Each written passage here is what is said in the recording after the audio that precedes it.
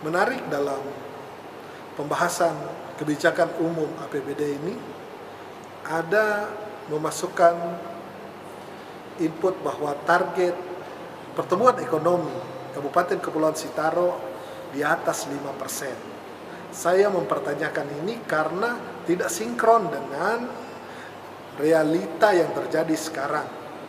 Ekonomi dunia sekarang karena pandemi corona ini di kuartal 2 tahun 2020 minus 6%. Ekonomi Cina minus juga 6%. Kenapa Kabupaten Kepulauan Sitaro sangat optimis di atas 5% plus pertumbuhan ekonominya? Ini agar jangan hanya diisi angkanya saja. Di sini tertulis pertumbuhan ekonomi tahun 2020 itu melemah 4,5% sampai 5,25% sesuai berkas ini.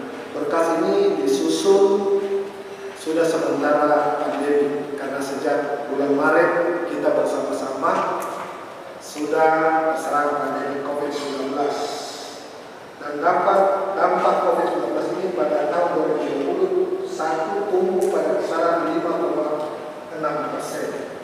Saya mau nanya sini kepada Bapak Lembaga, angka 4,50% sampai 5,25% pertumbuhan ekonomi pada tahun 2020 ini kayaknya agak bertentangan karena data BPS melaporkan produk domestik bruto RI kuartal 2 minus 5,32%. Menurut Menteri Keuangan Sri Mulyani, kuartal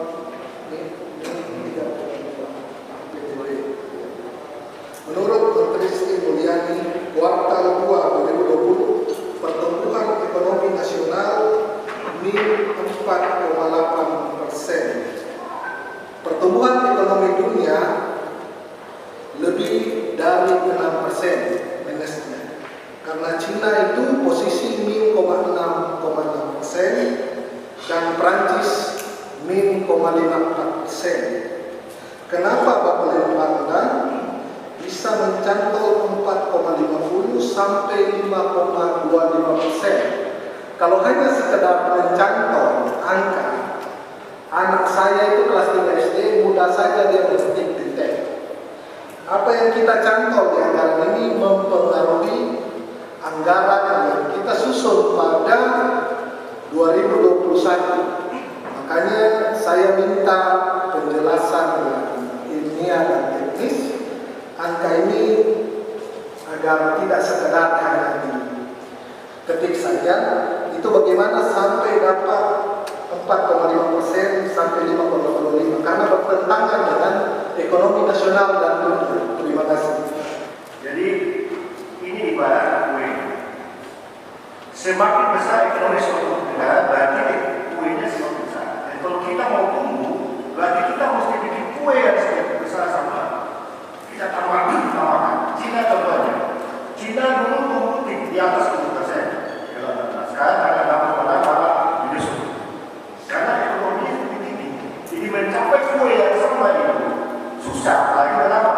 Karena yang itu tumbuh tambahan. Kenapa saya masih pasang ekonomi? Pertama, ekonomi kecil. Ekonomi kecil. Jadi kita tambah sedikit saja. Secara persentase dari sana. Jadi misalnya seperti ini, ekonomi kita tambah sedikit saja besar ini, persentase besar.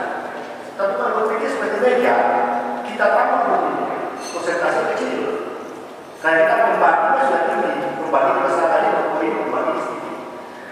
Nah, kenapa saya dari pasal 3,5, 4,5 ini ada ini bahwa ekonomi saudara tidak semata-mata tergantung pada APBD.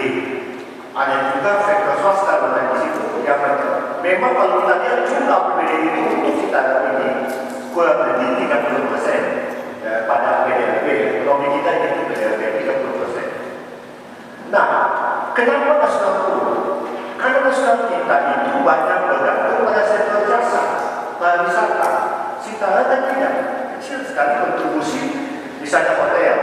Kalau di Manado itu, Sulut itu sekitar 10% beberapa saluran dan strukturnya ekonomi di situ. Jadi kalau itu jatuh, otomatis dampaknya terhadap total beda itu kan sudah besar. Sintayong ini kan bukan situ. Kita punya hotel itu cuma kecil akomodasi, sehingga kalau saya melihat yang kena dampak di kita itu terutama ada transportasi. Transportasi yang tak kena ada lama. Tapi yang lain-lain saya lihat ada kelemahan. Kalau kita di sini saya melihat ada ujung bisa saja memang di bawah 3,5, tapi kita begini. Kenapa minus? Triwulan 2020 dibandingkan dengan triwulan 2019 yang namanya year on year. Yang namanya ini pasti melemah karena selama triwulan 2 yaitu April sampai dengan Juni itu hampir tidak ada gerakan ekonomi sama sekali. Nah, kalau kita bicara sampai dengan akhir tahun, kita akan berharap bahwa Agustus ini sudah mulai, jadi kita agak optimis bahwa ekonomi jalan. Kita tahun lalu kita turun 6,6%. Kita 1% lebih di atas nasional, di atas provinsi 5,6, kita 6,6. Nah, jadi saya masih punya optimisme bahwa kita ekonomi kecil, kita terus sedikit saja secara persentase cukup tinggi. Persentase kan kita persentase pertumbuhan, sehingga saya pasang 3,5. Dan kita harus ketahui bahwa Sintayong itu selalu masuk di ranking 1-3 pertumbuhan ekonomi di seluruh. Pada suatu masa kita masih tinggi. Tahun 2 tahun lalu kita nomor 2 setelah umum. Tahun lalu kita nomor 3. Jadi kita masih bermain di atas provinsi. Jadi itu saya berani memasang di nomor 5 dengan optimisnya bahwa masih ada lebih 5 bulan ke depan, di mana kalau dibuka keran ekonomi, ekonomi kita naik. Ya, terima kasih penjelasannya Pak Dr. Ekonomi lulusan Amerika Serikat.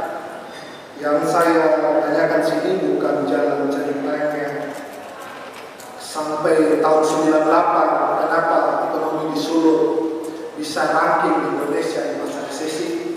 Saya juga tahu karena masyarakat Sulut di saat resesi, gaya hidup masyarakat Sulut ini konsumtif, dibelanjakan uangnya sampai tidak terjadi resesi dan ekonomi naik. Saya paham sedikit.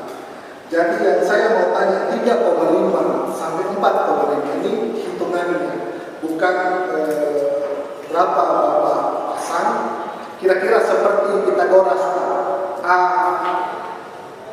kuadrat tambah B kuadrat sama dengan C kuadrat. Saya mau lebih teknisnya lagi. Kalau secara makro semua kita penggiat medsos kita tahu perkembangan ekonomi nasional, ekonomi dunia. Lebih teknisnya sedikit. Maksudnya kalau dia defisit, dia maksudnya lebih rendah dari tahun lalu itu namanya berarti dia kemungkinan negatif. Kalau dia masih tumbuh, berarti kita bisa positif. Gitu Pak.